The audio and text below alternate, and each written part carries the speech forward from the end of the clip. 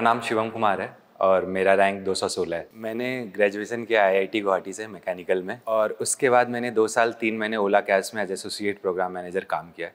तो मुझे पहले से तो नहीं खबर थी कि मुझे UPSC या सिविल सर्विसेज में जाना है, बट मेरे कॉलेज के 4 साल मैंने सोशल सर्विस में निकाले हैं और मैंने वहाँ पे लीडरशिप रोल्स में काम किया है। बट जब लॉकडाउन आया और उसके बाद मैं अपने दिमाग में जब मंथन करने लगा कि जीवन में क्या किया जा सकता है, तो UPSC IAS वहाँ पे निकल के आए कि यहाँ पे सब मोस्ट सोशल इम्पैक्ट किया जा सकता है मोस्ट तरीके से।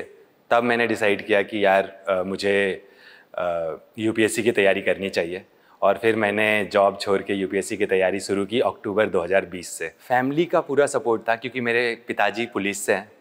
मेरे पिताजी अभी ASI हैं और उन्होंने पूरा सपोर्ट किया कि तुमको तैयारी करनी चाहिए, और फ्रेंड्स ने भी सपोर्ट किया। बट पहला साल तैयारी का आइसोलेशन में निकला, और उसके बाद जब मेरा प्री नहीं हुआ 2021 में, तब फिर मैं दिल्ली आ गया और यहाँ पे फ्रेंड्स बने, फिर उनके साथ तैयारी करी, और उन्होंने हर कदम पे सपोर्ट किया मेरा। प्री में उन्होंने मुझे मेरी गलतियों को समझाने में सपोर्ट किया कि आप ये गलतियाँ करते हैं। मेंस में पूरे टाइम मेरे साथ रहा, मुझे कोई दिक्कत नहीं होने दी, मेरी तबीयत का पूरा ख्याल रखा, और इंटरव्यू तक भी उन्होंने साथ नहीं छोड़ा। इंटरव्यू तक वो लोग हर दिन मेरा ध्यान रखने के लिए आते थे, देखते थे।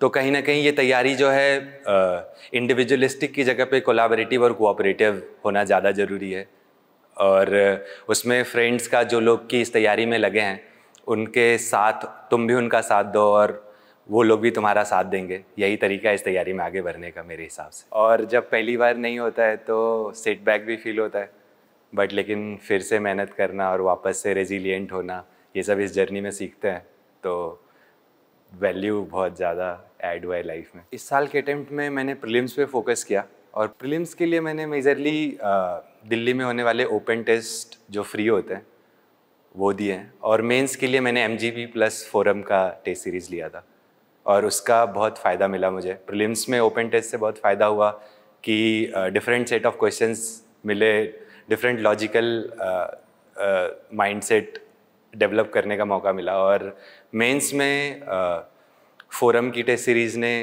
हमें सिखाया कि कैसे आंसर्स को स्ट्रक्चर करना है, इंट्रोडक्शन कैसे इम्प्रूव कर सकते हैं, कंक्लूजन कैसे इम्प्रूव कर सकते हैं, और उसका काफ़ी इम्पैक्ट देखने को मिला मेरे GS के मार्क्स में। मैंने आयुष सर और अनुपम सर इन सब का हेल्प लिया था अपने इंटरव्यू प्रिपरेशन में, और उसका कहीं ना कहीं कॉन्फिडेंस गेन करने में फ़ायदा हुआ, अपने स्पीकिंग स्टाइल को इम्प्रूव करने में फ़ायदा हुआ। स्टेज की बेसिस पे मैंने अपना स्ट्रैटेजी डिवाइस किया था कि मेरा प्रिपरेशन मेजरली फोकस रहा मेंस के तैयारी में, और जब प्रीलिम्स का टाइम आया तो उस टाइम पे टेस्ट सीरीज़ पे फोकस किया, और उससे मेरे मार्क्स इम्प्रूव हुए, और मेंस में अपने कंटेंट को इम्प्रूव करने की कोशिश करी लगातार।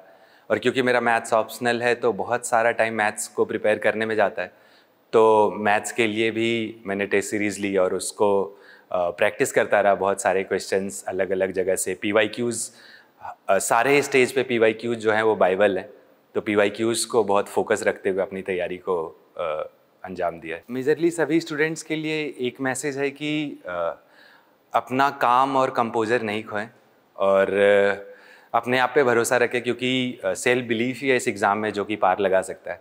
यदि आप खुद पे भरोसा नहीं करेंगे तो कोई आप पे कैसे भरोसा करेगा। तो अपने आप पे भरोसा रखें और मेहनत करें, जी तोड़ मेहनत करें।